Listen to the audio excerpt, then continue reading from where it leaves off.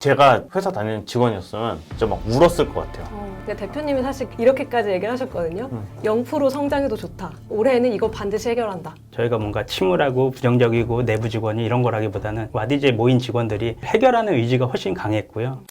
안녕하세요. 와디즈 서비스 플랫폼을 전체 리딩하고 있는 CTO 윤동입니다. 와디즈 브랜드를 총괄하고 있는 이은경입니다. 저는 삼성전자, SK CNC 등 대기업을 경험을 했고요. 티맥스 소프트나 에스코어 같은 소프트웨어 전문 회사를 경험을 하고 현재 한 20년차 개발자로 CTO로 합류하게 되었습니다. 사실 저는 졸업하고 바로 디자인 에이전시에서 먼저 커리어를 시작을 했고요. 그러다가 이제 우연찮은 기회가 돼서 카카오에 입사를 하게 됐어요. 그때 이제 카카오 프렌즈라는 IP를 가지고 새로운 신규 사업을 준비를 하고 있었던 때였고, 지금은 강남역 홍대 큰 플래그십이 있지만 그 당시에는 없었어요. 스쳐가는 트렌드가 아니라 정말 사랑받는 브랜드로 우뚝 서자라는 이제 그런 목표를 가지고 플래그십 스토어도 오픈하고, 그래서 그때 이제 강남역까지 막 줄을 서고 그 전날부터 팬들이 와서 하루에 100억이 팔렸다는. 네, 그때 카카오를 먹여 살렸다는 네. 네, 그러니까요. 얘기가 있을 정도였어요. 네. 그러면은 큰 기업들, 큰 프로젝트 많이 하시면서 좀 왜 한 번쯤은 스타트업에 가보고 싶었어요? 제 생각은 2000년도에 이제 IT 붐이 있을 때는 회사에 대한 어떤 시스템이 IT화되는 환경이었다면, 최근에는 저희 생활 깊숙이 IT 혁명이 일어나고 있다고 생각하거든요. 거기 안에서 어떤 실질적인 사회에 대한 공헌을 한다든가 개발자로서 뭔가를 만들고 싶다거나 이런 것들에 열망이 있었던 것 같습니다. 이제 열심히 일을 하다 보니까 처음으로 제가 내가 좀 더 공감하는 가치를 위해서 일하고 싶다라는 마음이 진짜 들더라고요. 내가 공감하지 못하는 것을 조금 더 포장해야 될 때나, 나는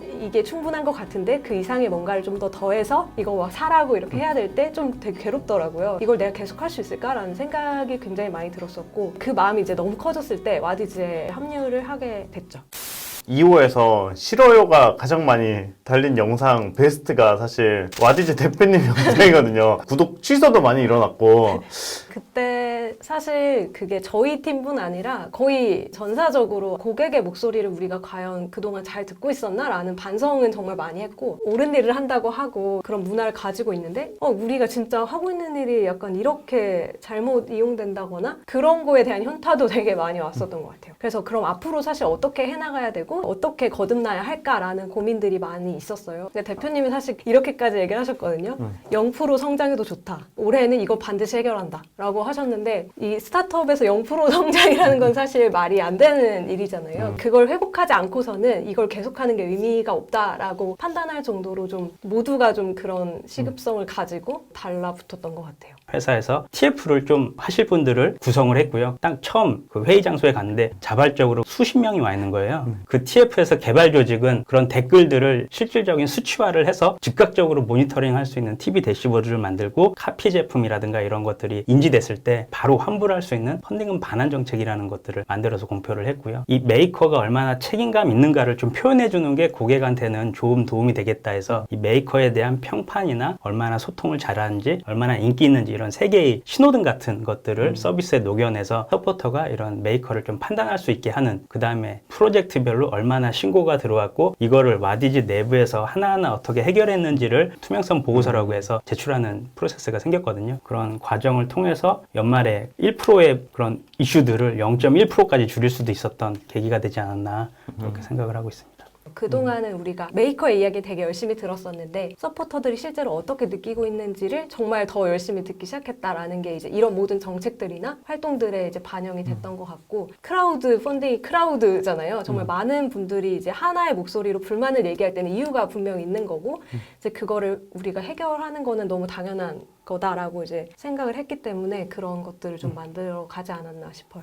브랜드가 또 지향하고 있는 바도 누구나 쉽게 도전할 수 있는 플랫폼이라고 그쵸. 하고 있고, 그 아이디어가 실제 세상에 나올 수 있게 도와주는 굉장히 중요한 역할을 한다라고 생각을 하는데, 소상공인들이 되게 많잖아요. 개인들도 많고 그쵸. 메이커분들은 들어올 수 있는 그 진입 장벽을 너무 높여버리면 막상 혼자 하려고 했더니 이거 누구나 도전할 수 없는데? 라고 느낄 수 있다고 생각이 들어요. 그리고 작년에 저희가 그런 어려움을 겪으면서 더 꼼꼼하게 더 많이 봐야겠다라고 해서 그런 기준들을 높인 것도 사실이고, 그러다 보니까 우리의 정체성, 정말 누구나 쉽게 도전할 수 있는 플랫폼이 맞을까라는 고민을 저희도 지금 계속 하고 있는 상황입니다. 20년을 개발을 해오셨잖아요. 개발자의 끝은 이제 치킨집이다를 이제 깨고 계신 그런 거잖아요. 어떻게 좀 오래 해오셨어요? 막 루틴 같은 게 있나요? 딴 사람보다 조금 더 행복하게 개발하지 않았나 이런 생각이 들어요. 그러니까 막 개발을 많이 하던 팀원이던 시절에는 오늘 어떤 걸 개발해야지 하면은 아침에 너무 설레는 거예요. 열심히 개발하면 오후에 어떤 결과물을 볼 수 있고 그런 것들이 너무 행복한 거죠. 최근에는 어떤 솔루션이 있는데 이게 백업 기능이 없다라는 거예요. 그래가지고 주말에 이걸 백업할 수 있는 방법을 지금 고민하고 있고 업무 외 시간에도 개발을 통해서 계속 재미를 찾고 있는 게 지금까지 20년 넘게 개발할 수 있는, 제가 거기 과정 안에서 항상 행복하지 않았다면 지금 딴 길로 갔었겠죠. 좋은 개발자가 되기 위해서 좀 해온 것들? 뭐 그런 게 있을까요? 깃허브나 블로그나 이런 것들을 많이 좀 쓰려고 노력은 많이 했었고요. 스택 오버플로우 같은 거 뭐 이런 거 보시면은 옛날에 네이버 지식인하고 비슷해요. 자기가 도움을 받기도 하지만 어떤 문제들도 많이 올라 있거든요. 해결하고 코멘트를 주는 게 포인트로 쌓이고 그 포인트가 자신의 어떤 PR이 되거든요. AI 쪽도 캐글이라는 문제 푸는 그런 사이트들이 있어요. 자기를 PR할 수 있는 쿠폰을 쌓는다면은 자기 성장에 빠른 길로 갈 수 있지 않을까 생각하고 있습니다. 새로운 개발 회사에 들어가고 싶은 분들한테 한 가지 팁을 드리면 그 회사의 서비스를 실제 사용해보고 오라고 얘기해주고 싶어요. 실제 사용하고 거기에서 어떤 부분이 부족한지 자기만의 언어로 이해하고 어떻게 개선할 수 있는지를 생각을 갖고 혹은 그 회사랑 온라인된 토익 프로젝트를 하고 그거를 갖고 자기 언어로 표현할 때 취업, 합격 확률이 훨씬 높아지지 않을까.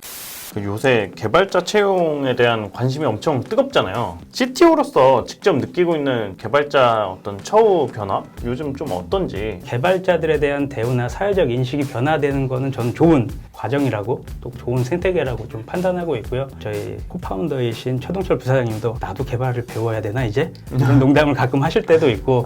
예. 그런 농담을 이렇게 이 큰 기업을 읽었으면은 네. 그리고 우리나라 발전이 앞으로는 스타트업 기준으로 점점 확대될 거기 때문에 이런 문화가 계속 지속됐으면 좋겠고요. 아들이 한 명 있는데 아들도 개발자로 계속 가기를 좀 희망하고 있고. 아이가 몇 살이에요? 지금 12살. 12살인데 너가 커서 개발자가 됐으면 좋겠다라는 거는 이제 향후 10년, 20년 동안도 괜찮을 거다. 예, 그렇게 보고 있습니다.